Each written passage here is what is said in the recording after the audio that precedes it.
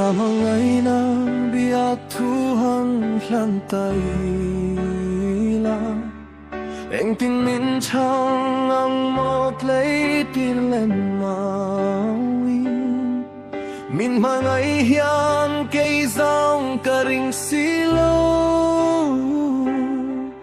Len tia mahal katinoy mawi meltra Mase kamangay min ilbiksu Nang mangayan ang siyang hunmang turhiyan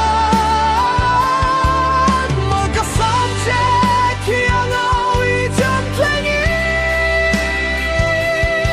Damten lengla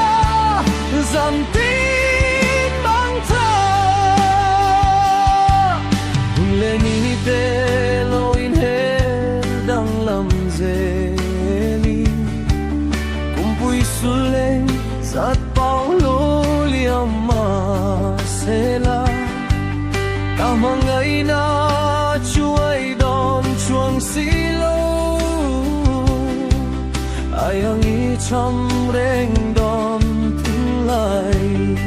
bukan Mase kamangay min ilbiksu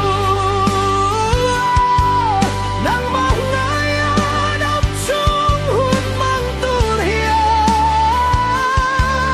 Magkasamsek hiyang awi dyan tlengin